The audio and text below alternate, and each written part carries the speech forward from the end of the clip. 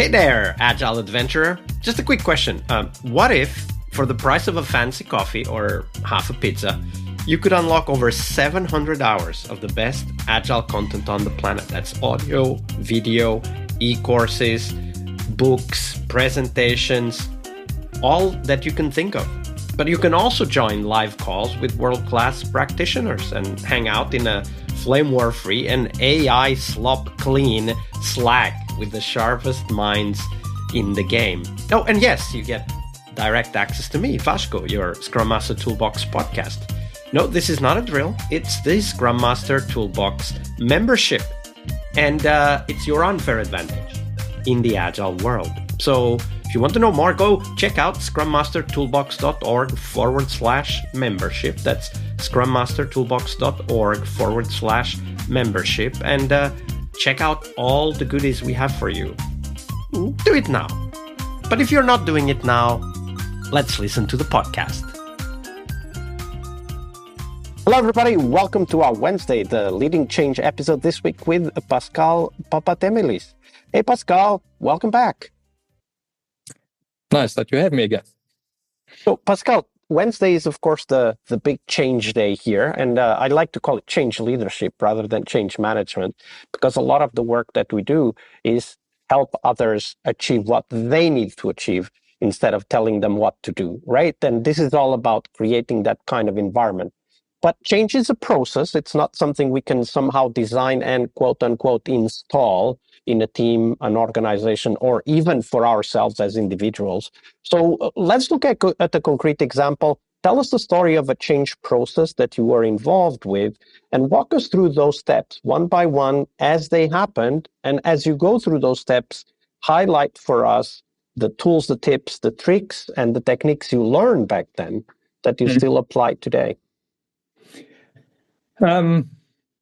It was some years back when I was working with a colleague. We were like two coaches implementing,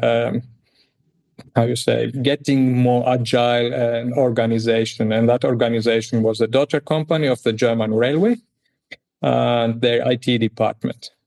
And the first thing that was very good was that me and my colleague had a very good alignment. So we were communicating well, and we could spar and give feedback to each other very well. So that way we could always see the signs and react to them by the organization. We had an open communication, and often when we were both in a meeting, we somehow, one took the more forward role, like telling and sharing the new knowledge and facilitating the meeting, or what was the role of the Agile coach.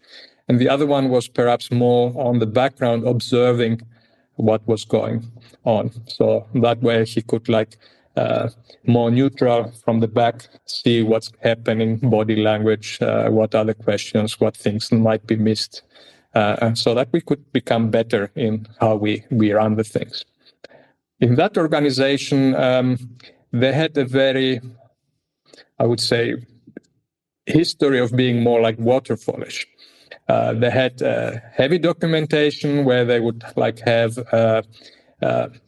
things that need to be taken care of. And those were specified in a document. And then the team needed to take care of those things. So they would make a report based on what they were doing, and that would be compared to the specification, if I would say it this way. I don't remember now the exact terms that they used. It sounded to me very bureaucratic. One was something blah, blah book, and the other one was also a book in German, but that was the only place I've heard this, but it sounded...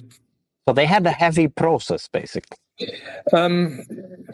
Well, it's a process. It's very simple. You get something given to you, and then you need to take care of. But life is not as simple and clear, because you need to find out what is the solution, and you might even don't know what is the solution. If we think about Cynefin, we are more operating the complex area and not in the clear area. So as those things they needed to do were new things they needed to do, they did not have a history of how to do that. They did not have best practices. So in that change, we started with an assessment and discussion and clarifying the expectations, and we were involving the management and a clear representative of the organization, not only the IT people, but also business people from that organization. And we went over a 2-day workshop training, introducing them the Agile vocabulary. So things like visualization, push and pull, the sources of waste, all those things, so that they can understand what are the things we are talking about. And we actually did the change on a 2 level. So one was the more management level, clarifying of how they could interpret the strategy into projects and activities that could take place. They had a huge list when we did that activity with them and that exercise of what are all the things they needed to do. And everything needed to be done at the same time. And then, of course, we had to teach them and show them that you cannot do everything at the same time. And we did some other simulation exercises where they needed to do several things at the same time. And then if they would do them one after the other, but fully focused, then they would get better results. That way we could introduce them the principle of flow to the management. And then we had them visualize their own process of having starting from the idea when they start the process up to the point when the project would end the process and things would be delivered. So we help them clarify what are the things they know, what are the things they need, and also prioritize them. A good technique for prioritizing we used there that resonated good with them was the Moscow principle: must do, could do, should do, will not do. So that was quite good for them to understand, and based on that make the prioritization.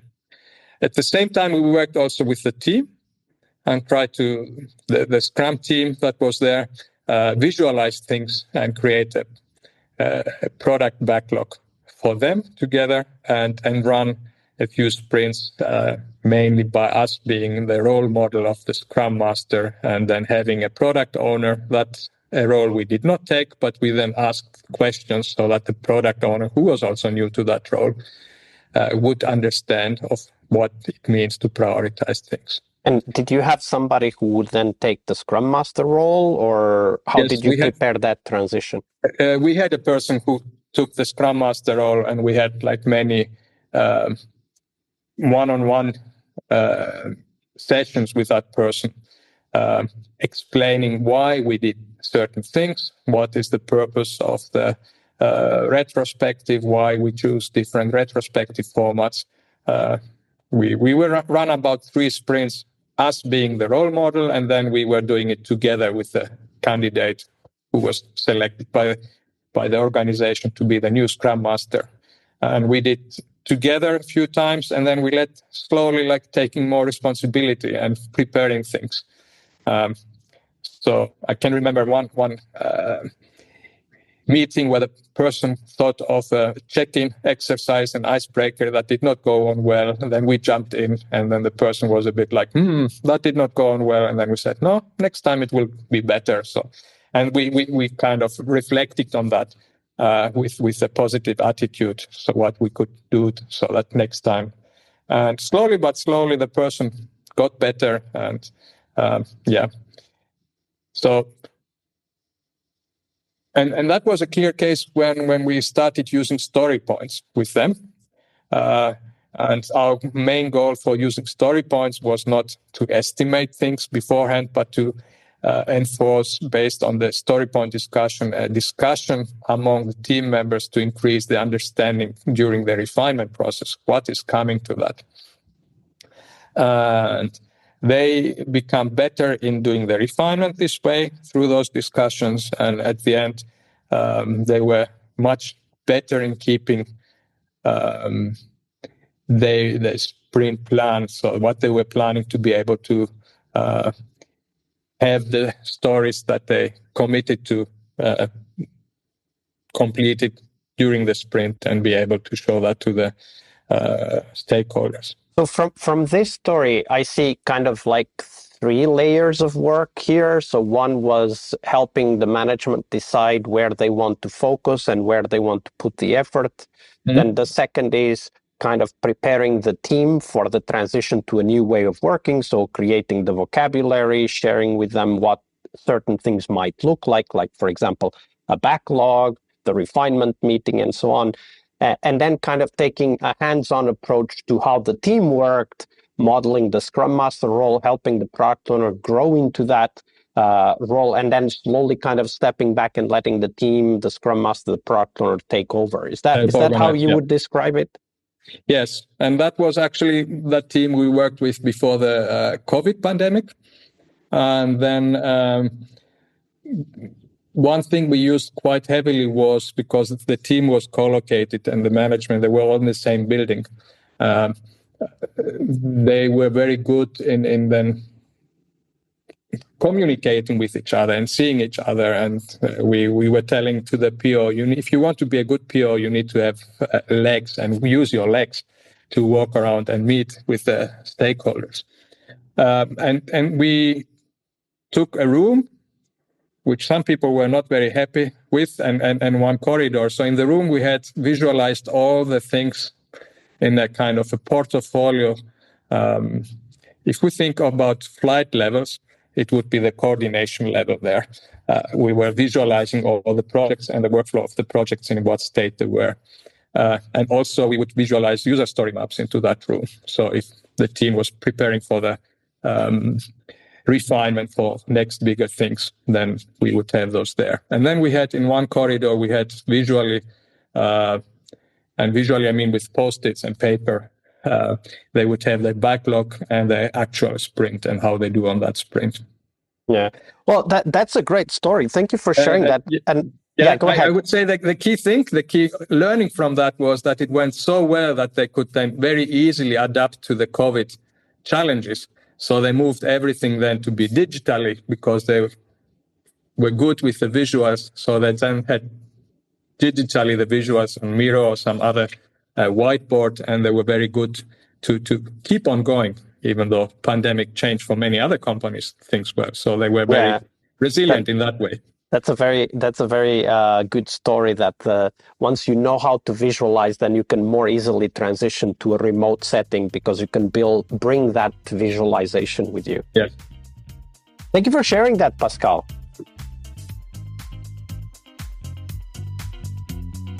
All right, I hope you liked this episode. But before you hit next episode, here's the deal. This podcast is powered by people like you, the members who wanted more than just inspiration. They wanted real tools and real connection to people who are practicing Agile every day.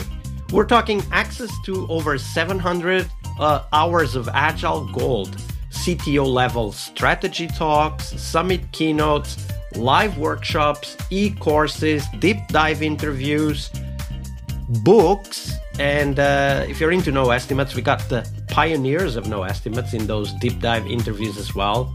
Agile business intelligence, creating product visions, coaching your product owner courses, you name it. You'll get invites to monthly live Q&As with Agile pioneers and practitioners, plus a private Slack community, which is free of all of that AI slop you see everywhere, and of course, without the flame wars. It's a community of practitioners that want to learn and thrive together. It's the best place to connect with community and learn together. So if this podcast has helped you before, imagine what you will get from this podcast membership. So head on over to scrummastertoolbox.org/membership and join the community that's shaping the future of Agile. And we have so much for you. So check out all the details at scrummastertoolbox.org/membership, because listening is great, it's important, but doing it together, that's next level. I'll see you in the community Slack. We really hope you liked our show. And if you did, why not rate this podcast on Stitcher or iTunes? Share this podcast and let other Scrum Masters know about this valuable resource for their work. Remember that sharing is caring.